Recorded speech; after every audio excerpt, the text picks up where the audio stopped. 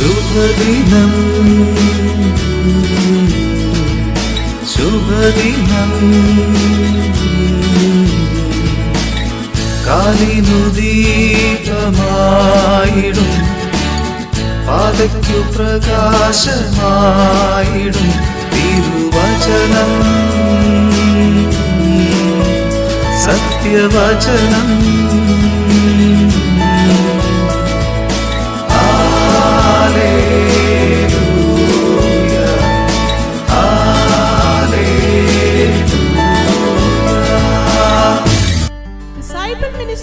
ശുഭദിനം എന്ന പ്രഭാത மகன் தூய ஆவியின் கிரியக ஆசீர்வாதம் நம் அனைவரையும் ஆசீர்வதித்து காப்பதாக. ஆமேன்.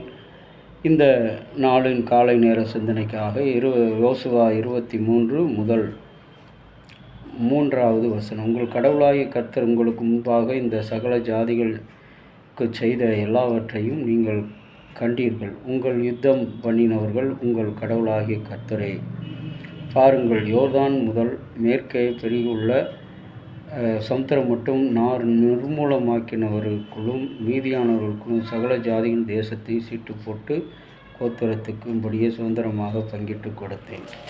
கிறிஸ்துவில் அன்பான இறை மக்களே, ஒரு கூட்ட ஜனங்களை தேவன் தனக்காக தெரிந்து கொண்டார் என்பது இந்த ஒரு திருமொழியிலே நாம் பார்க்கிறோம். ஆபிரகாமுக்கு செய்த அதே அற்புதத்தை, வாக்குத்தத்தத்தினுடைய உறுதிமொழியை தேவன் அவருடைய பிள்ளைகளுக்கு செய்து வருகிறார். இன்றைக்கு நாம் பிள்ளைகளுக்கு சேர்த்து வைக்கின்ற செல்வம் கடவுளுடைய வசனத்தையோ அல்லது கடவுளுடைய கீழ்ப்படிதலையோ கடவுள் மேல் வைத்திருக்கிற விசுவாசத்தையோ அல்ல. மாறாக பிள்ளைகளுக்கு நிலம், வீடு, காடு, கரை என்று சொல்லி நாம் சேமித்து வைக்கிறோம். இதனால் பிள்ளைகள் தவறான வழியில் நடத்தப்படுகிறார்கள். நமக்கு ஏன் உழைக்க வேண்டும், ஊதாரியாக சுற்றித் தெரிவதில் மிக ஆர்வம் உள்ளவர்களாக காணப்படுகிறார்கள். இன்றைக்கும் கூட பாபிலோனியர் கொடுமை செய்வதை, கொள்ளையடிப்பதையும் கண்டு மனம் வெதும்பி ஆண்டவரை நோக்கி பொல்லாதவர்கள் நேர்மையாளர்கள் பொல்லாதவர்கள் நேர்மையாளர்களை விழுங்கும்போது நீர் ஏன் மௌனமாக இருக்கிறீர் என்ற கேள்வியை ஹபக்குக் 1 அதிகாரம் 2வது வசனத்தில் நீர் ஏன் என்னை கொடுமையை பார்க்கச் செய்தீர். இன்றைக்கு உலகத்தில் நடந்து கொண்டிருக்கிற கொடுமை, ஒரு கூட்ட ஜனம் உணவுக்காக தெருவீதிகளிலும் கடினமான வேலைகளிலும் பாடுபட்டு கொண்டிருக்கிறார்கள். ஆனால் ஒரு கூட்ட ஜனம் உணவுகளை சேமித்து வைத்து கொண்டிருக்கிறார்கள். மீதமாகிற உணவை கீழே வீசி எறிகிறார்கள். தன்னுடைய வீட்டு நாய்க்கு போடுகின்ற அந்த உணவை கூட போடுவதற்கு மனமில்லாதபடி இன்றைக்கு ஒரு கூட்ட ஜனம் வாழ்ந்து கொண்டிருக்கிறது. அன்பின் தேவ பிள்ளைகளை, இப்படிப்பட்ட கொடுமைகளையும் கேடுகளையும் கர்த்தர் பார்த்து கொண்டு ஏன் நம்மை பார்க்க செய்தார்? யோபு இறைவனை நோக்கி எழுப்பிய ஒரு புலம்பலை இந்த காரியம் ஒப்பாக சொல்லப்படுகிறது. ஹபக்குக் யூதா நாட்டை ஆண்ட யோயாக்கீம் காலத்திலே வாழ்ந்தவர். அவர் அசிரியா பேரரசின் தலைநகரமாகிய நினிவே வீழ்ந்த காலத்திலிருந்து பாபிலோனியர்களால் யூதர்கள் வீழ்த்தப்பட்ட காலம் வரை இறைவாக்கு உரைத்தவர்கள்.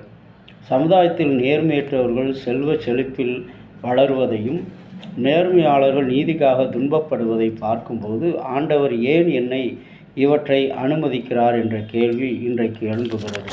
நாம் பார்க்கிறோம், உலகத்தில் இவன் இப்படிப்பட்டவனாக இருந்தான், ஆனால் இன்றைக்கு கடவுளுடைய பக்தன் போல அவன் வாழ்ந்து கொண்டிருக்கிறான். இவன் இவ்வளவு மோசமான வளர்ச்சியையும் மோசமான குணநலங்களையும் உடைய மனிதன் இன்றைக்கு தன்னுடைய பலத்தால், தன்னுடைய உறவுகளால் இன்றைக்கு சீரழிக்கின்ற ஒரு அரசு வாழ்வை பெறுகிறவனாக காணப்படுகிறான். அன்புக்குரிய இறை மக்களே, நாம் கடவுளுடைய கரத்தில் இந்த ஜனங்களுக்கு செய்த எல்லாவற்றையும் நீங்கள் கண்டீர்கள். இன்றைக்கு கடவுள் செய்த அந்த இஸ்ரவேல் மக்களுக்கு பாராட்டின கிருபையை நாம் பார்த்திருக்கிறோம், அன்பை பார்த்திருக்கிறோம். அவர்கள் செழிப்பாக வாழ முடியவில்லை, நீதிக்காக போராடுகிறவர்களாக இருக்கிறார்கள். தீயோனால் விழுங்கப்படுகிற நேர்மையாளர்களாக, நீதிமான்களாக இருக்கிறார்கள். இன்றைக்கு திருச்சபையை எடுத்துக்கொண்டாலும் சரி, அரசியலை எடுத்துக்கொண்டாலும் சரி, சமுதாயத்தை எடுத்துக்கொண்டாலும் சரி, நேர்மையாளர்கள் இன்றைக்கு தீயவர்களால், ஒழுங்கீனமானவர்களால், நீதியற்றவர்களால் இன்றைக்கு விழுங்கப்படுகிற காரியம்.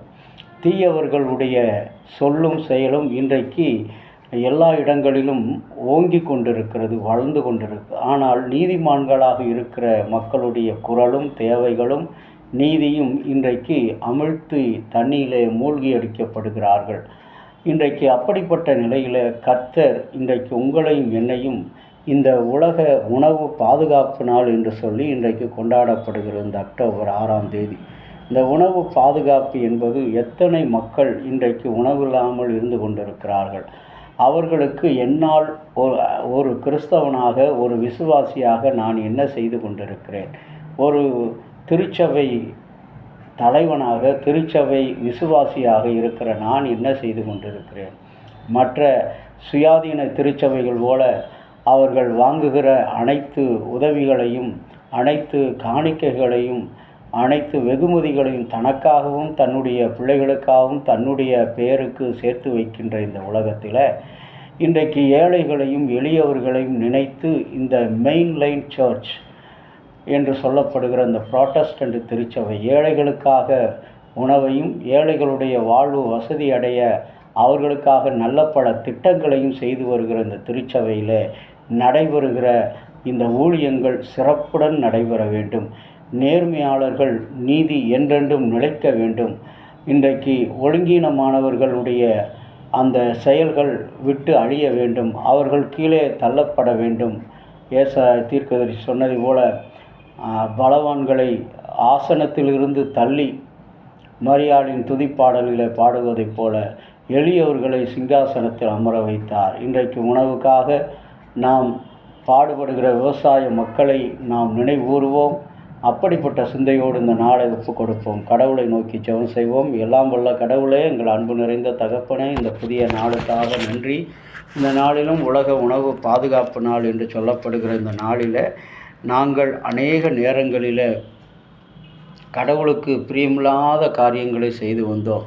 எல்லாவற்றிலும் இருந்து எங்களுக்கு முற்றிலுமாக புது விடுதலை தாரும். எங்கள் திருச்சபையில் செய்யப்படுகிற நீதிமானுக்குரிய ஊழியங்கள், ஏழைகளுக்குரிய ஊழியங்கள், அநீதியான செயல்களில் நல்லவர் போல இருந்து கொண்டு நடிக்கின்ற ஊழியங்கள், இவை எல்லாவற்றையும் இனங்கண்டு கொண்டு உம்முடைய கரத்திலிருந்து அவற்றை நீக்கி போட்டு பரிசுத்தமான ஒரு நிலையை கட்டளையிட வேண்டுமென்று இயேசுவின் நாமத்தில் வேண்டுகிறோம் நல்ல பிதாவே, ஆமேன். ஆகிய கடவுளின் அன்பும் மைந்தராகிய இயேசுனுடைய அருளும் பரிசுத்த ஆவியினுடைய நல்லவரும் பாதுகாப்பும் அனைவரோடு இருப்பதாக, ஆமேன்.